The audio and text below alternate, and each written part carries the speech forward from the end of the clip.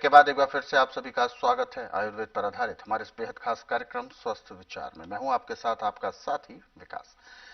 दर्शकों, ये कार्यक्रम प्रकृति पर आधारित है और प्रकृति ने ही जो मनुष्य है और उनका शरीर है इसका निर्माण किया है।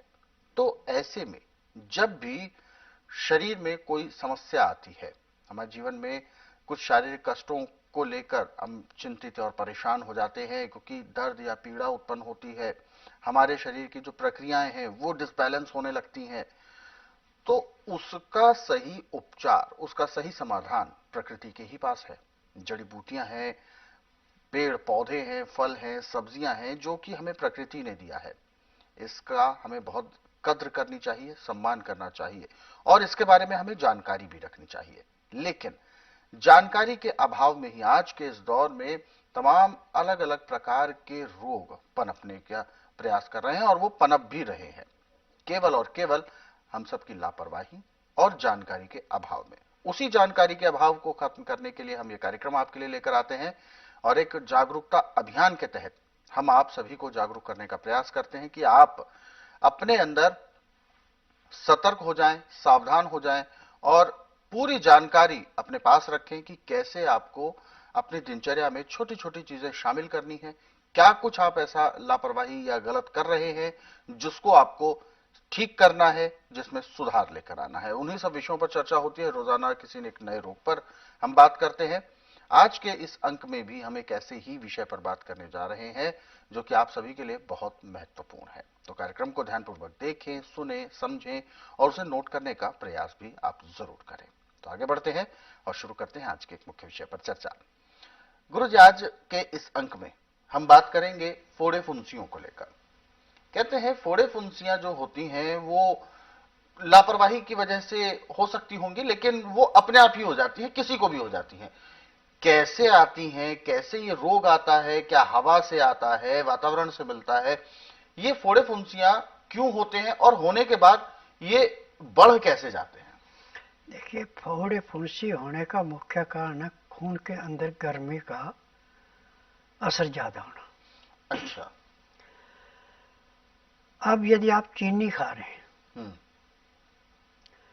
और तली हुई चीजें खा रहे हैं, चाय अच्छी पी रहे हैं, कॉफी पी रहे हैं, आर्टिफिशियल चीजें खा रहे हैं, तो खून के अंदर इन्फेक्शन हो जाता है। और जहां पे खून के अंदर इन्फेक्शन हो गया और जहां पे नजले के साथ वो रुक गया, वहां फोड़ा फुंसी होगी। और इसमें मेडिकल में तो पहले बीएमसी करेंगे, फिर उसके बाद उसका ऑपरेशन करेंगे। वो बढ़ते जाते हैं, घटते नहीं। परंतु स्वस्थ विचार में ना तो रोगी से पूछते हैं कि तो इस तकलीफ क्या है, न उससे कोई टेस्ट रिपोर्ट मांगते, न घर की हिस्ट्री पूछते हैं। यहाँ का नियम है कि बुधवार के मैं छुट्टी रखता हूँ, गुरुवार से लेकर मंगलवार तक नाड़ी परीक्षण करता हूँ। नाड़ी परीक्षण में पैर के तलवे से सिर के बाल तक की MRI, CT scan, x-ray, ultrasound, ECG, sonography, सब कुछ 5 सेकंड में हो जाते हैं। उसमें जो जो कमी शरीर के अंदर पाई जाती है सब दवाइयाँ दी जाती हैं। दवाइयाँ खाने की हैं, दवाइयाँ पीने की हैं, मालिश करने के तेल है, आँख में, नाक में, कान में डालने की दवाइयाँ, दांत मंजन, यानी जिस चीज़ की कमी है वो सब चीज़ें दी जाती हैं। और सबसे बड़ी विशेषता है कि मेरे आश्रम की दवाई बाहर कहीं नहीं मिलती और मुझे 10,000 जड़ी बूटियों की पहचान है जिनसे मैं दवाइयाँ बनाता हूँ। और ये दवाइयाँ रजिस्टर है, पेटेंट है, इनका साइड इफेक्ट कोई नहीं है। और मेरी अपनी फार्मेसी दवाइयाँ बनाने की, मैं किसी की बड़ी बनाई दवाइयाँ नहीं बेचता और ना किसी को बाजार में दवाइयाँ बेचने के लिए देता। अब जब आपको फोड़ा फुंसी हो गए तो उसमें आपको सिर्फ 2 चीजों की जरूरत है, गाजर की और लहसुन की। आप गाजर का रस निकाल लें 1 गिलास, उसको हल्का गर्म करके और उसमें थोड़ा शहद मिला के और नींबू का रस मिला के उसको पिए। 1 गिलास पीने में आपने आधे घंटे का समय लगाना और जूस निकाल के जो कचरा बचा उसके अंदर 4-5 तुलियां लहसुन के पीस करके फिर उसको धीमी आंच पे थोड़ा गर्म करके जहाँ पे वो गांठ है, फोड़ा फुंसी है, वहाँ पे उसको इतना बांधे कि जो उल्टी उंगली बर्दाश्त कर ले, ज़्यादा गर्म नहीं बांधना। फिर उसके ऊपर रुई रख के खाकी रंग की सेलो टेप से पट्टी कर दें। उस पट्टी करने के आधे घंटे के बाद आपको वहां पे दर्द नहीं रहेगा, दर्द समाप्त हो जाएगा। और अंदर से जो आपने गाजर, नींबू और शहद पिया वो खून को साफ करेगा। जैसे गंदे पानी में फटकरी थोड़ी सी हिला के उसका सारा गंद बर्तन के नीचे बैठता, पानी स्वच्छ हो जाता है, ऐसे खून स्वच्छ होता है। अब इसमें जितना भी कचरा वहां पे रुका हुआ है, इसको लहसुन और एक गाजर का जो फोटक बचा हुआ, ये जैसे नींबू को काट के नींबू दाने से रस निचोड़ के उसको बिल्कुल खाली कर देते हैं, ऐसे उस जगह को खाली करेगा। यदि उसमें पस बन गई है तो उसको निकाल देगा। यदि उसमें पस बननी है तो उसकी जो जकड़ना बंद हो जाएगी, हल्कापन आए, पस जल्दी बन जाएगी।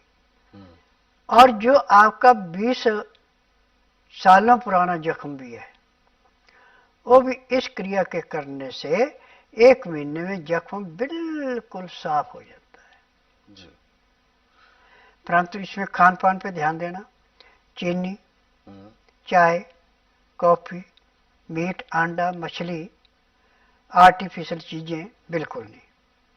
चोकर वाला आटा, छिलके वाली दालें, छिलके वाली सब्जियां, सिंधा नमक या काला नमक, आयोडीन नमक नहीं लेना।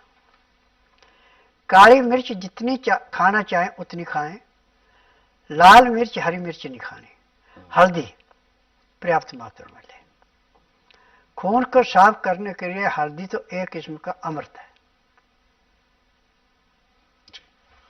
तो बिल्कुल ये जो सावधानियां भी बताई हैं, कुछ क्या हम लापरवाहियां करते हैं वो भी बताया है, और खास तौर पर जो परेशानी होती है फोड़े फुंसियों की, इसको कैसे ठीक किया जाए ये भी अभी गुरुजी ने बताया है। और इसके साथ साथ हमें क्या कुछ उपचार करने हैं, वो उपचार हम कैसे कर सकते हैं, वो बारीकी से गुरुजी ने बताया है।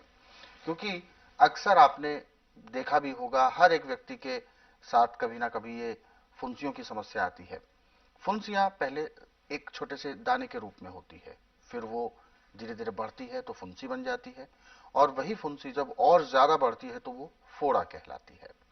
यानी जो वो दाना है उसकी जो बढ़ता रहता है, जो आगे वो रोग पनपता रहता है, वो धीरे धीरे आकार लेना शुरू करता है।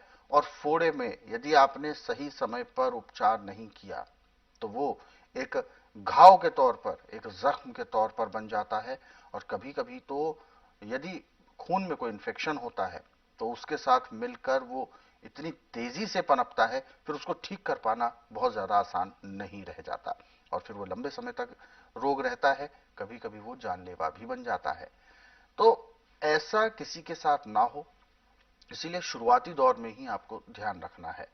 फिलहाल आपको ये भी चीजें बताई हैं कि सावधानियां हमें क्या रखनी है। यदि हम सावधानियां रखेंगे और अपने दिनचर्या में कुछ ऐसे पौष्टिक आहार हम शामिल करेंगे, और दूध और जो भी जैसा कि गुरुजी ने बताया है उन सब का हम ध्यान रखेंगे, तो यकीन माने किसी भी तरह का रोग हमें होगा ही नहीं। यदि हम इन सब चीजों को पढ़ना चाहें तो बहुत आसान है, स्वस्थ विचार पुस्तकों के जरिए भी पढ़ सकते हैं। एक नहीं, दो नहीं, बल्कि अनगिनत रोगों के बारे में उसमें वर्णन है, उसके उपचार बताए गए हैं। और वह उपचार विशेषता उनमें यह है कि जितनी भी सामग्री उन चीजों में यूज होती है, उन उपचारों में प्रयुक्त होती है, वो सारी वस्तुएं आपके रसोई घर में आसानी से उपलब्ध भी होती है। तो पुस्तकें मंगवा सकते हैं आप हेल्पलाइन नंबर पर कॉल करके। नंबर आपकी टीवी स्क्रीन पर है। सुबह 10 बजे से लेकर शाम 5 बजे के बीच में कॉल करने का समय है।